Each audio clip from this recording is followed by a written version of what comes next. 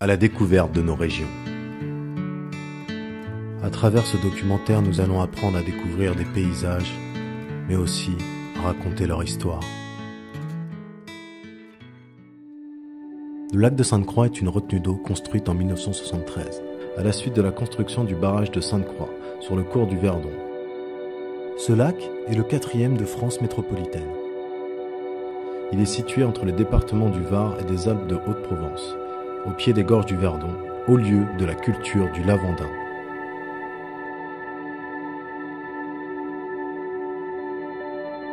Le lac de Sainte-Croix est devenu un centre de tourisme estival. Il est très fréquenté par les loisirs aquatiques. La navigation des bateaux à moteur à essence est interdite. Seuls les moteurs électriques et les voiles sont autorisés.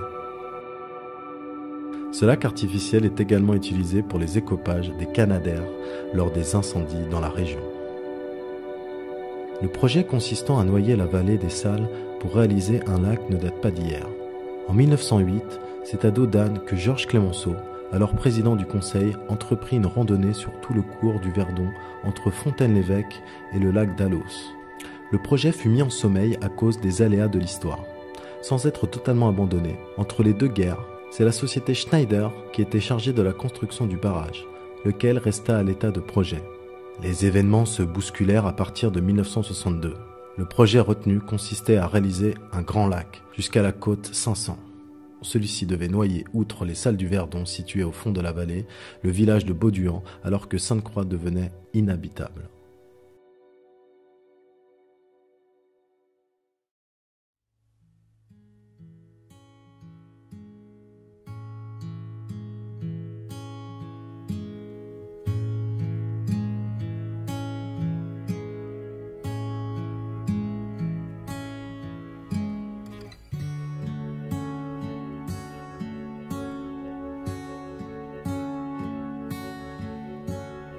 Le Canet des Morts a été occupé dès la préhistoire. La présence de populations à l'âge de fer sur des sites défensifs est attestée par des restes protohistoriques retrouvés au Recou et à Mérène.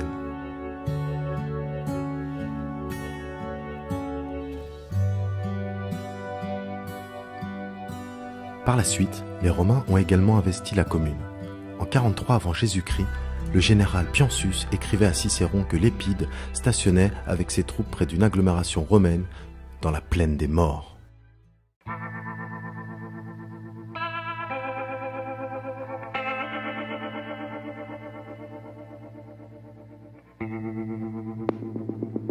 Il s'agissait avant tout d'un marché, situé au carrefour des routes qui reliaient Fréjus, Aix-en-Provence, Toulon et Riez.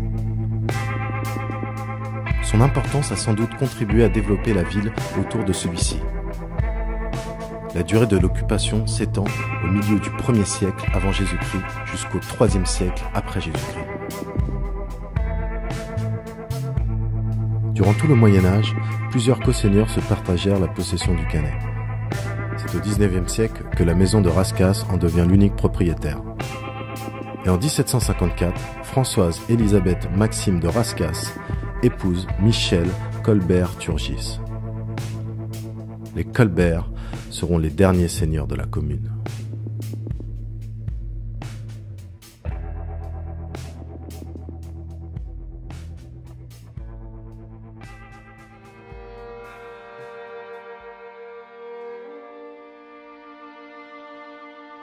La tortue d'Hermann est la seule tortue terrestre de France. Elle est présente dans le département du Var, principalement dans la plaine des Morts et le Massif.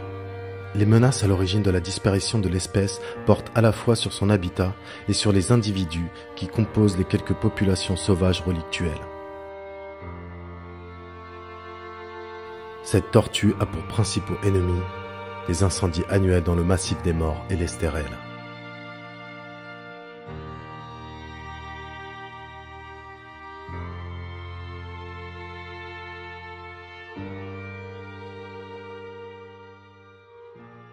L'Estérel est situé dans le sud de la France. C'est un massif cristallin d'origine volcanique qui se jette dans la mer Méditerranée entre Saint-Raphaël et Mandelieu. Le massif de l'Estérel a longtemps été le repère de brigands. Il détroussait les voyageurs et agents du fisc jusqu'au XVIIIe siècle.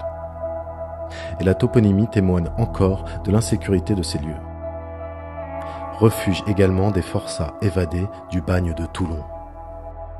Son histoire inspira Jean Eckardt pour son roman Marin des morts. Séparé des morts par la vallée de l'Argence, le relief est déchiqueté et profondément raviné. Le massif s'étend sur 320 km², dont 130 km² classés et protégés. 60 km² de forêts domaniales sont entretenues par l'Office national des forêts. Il y a 250 millions d'années, une intense activité volcanique règne. Durant plus de 30 millions d'années, une émission de basalte puis de rhyolite rouge s'abat sur les pans du massif. Pendant les ères tertiaires et quaternaires, le soulèvement alpin fait basculer le massif dans la mer Méditerranée.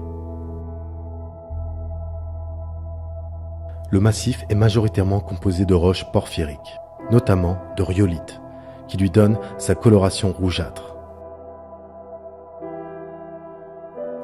La flore de l'Estérel varie selon l'exposition. L'Adret, très ensoleillé et sec, est une végétation typiquement méditerranéenne.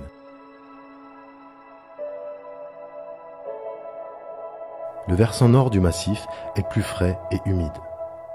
La végétation a dû s'adapter à des sols très pauvres, sols volcaniques, durs et acides.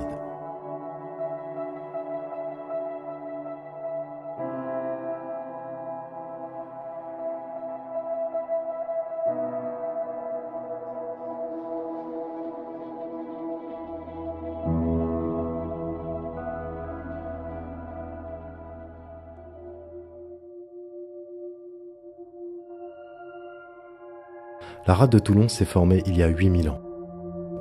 La rade est fermée à l'est par la presqu'île de Gien et au sud par celle de Saint-Mandrier. Il la sépare de la pleine mer.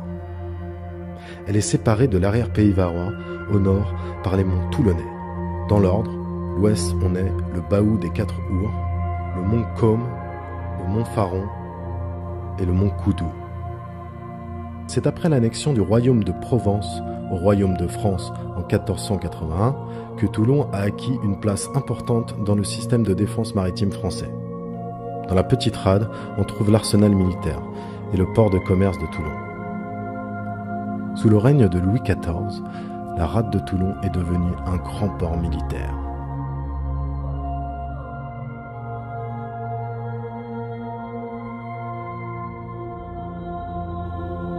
Le roi Louis XVII fit construire à l'est de la rade la première défense fortifiée de cette dernière, la Tour Royale, en 1514. Plusieurs forts furent construits pour la protéger, le fort Saint-Louis et le fort de l'Aiguillette. Les travaux entrepris à partir de 1679 à Vauban vont changer sa physionomie. La rade, ou ses abords, fut le théâtre militaire d'affrontements entre la France et différents belligérants au fil des siècles. La rade est aussi un site touristique privilégié à l'ère urbaine toulonnaise. Il est possible de visiter en bateau de tourisme. Les chantiers navals de la Seine-sur-Mer existent depuis plus de 2 siècles. À l'origine, il s'agissait d'un chantier construisant des bateaux en bois. En face de Toulon se trouve la Seine-sur-Mer. Le nom de la Seine provient d'un roseau qui poussait dans cette zone marécageuse. Cette plante était appelée la Seigne, d'où le nom la Seigne.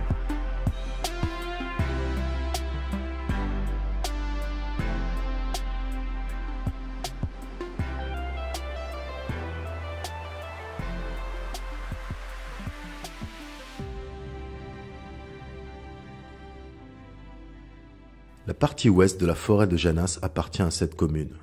Les hypothèses sur l'origine ancienne du nom de Janas, qui a désigné la forêt située au sud de la ville de la Seine, y sont développées en détail.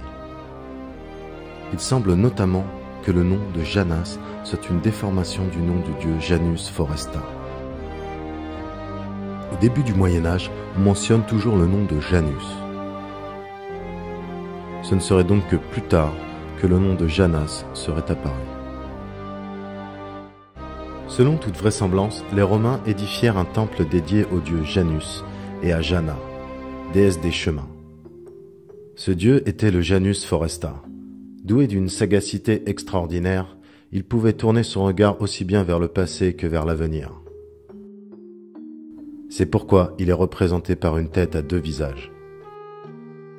En outre, la religion païenne peuplait la nature de divinités aux fonctions très variées qui valaient, à chaque source, à chaque bosquet, d'être un peu considérées comme un temple. Les héritiers que nous sommes de la culture monothéiste catholique auraient peine à imaginer la mentalité des Romains en matière de religion. Certains historiens expliquent ainsi la présence du sanctuaire de Notre-Dame-du-Mai.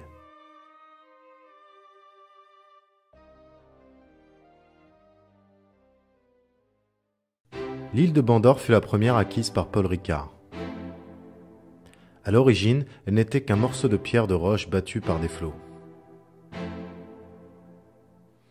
Paul Ricard l'a alors façonné en dessinant lui-même les plans. Il fit ainsi surgir un véritable hameau. L'île de Bandor est facilement atteignable par le port de Bandol en bateau privé. Paul Ricard, artiste peintre à ses heures et passionné d'art, a voulu faire de cette île le lieu de rencontre des artistes. On trouve aussi le Neptune, œuvre imposante de Michel Barra. Cette île s'étend sur 7 hectares. Un sentier pédestre aménagé permet de faire le tour de l'île facilement. On peut croiser dans l'île sous quantité de formes différentes la croix de Bandor, dessinée par Paul Ricard d'après la croix des Templiers.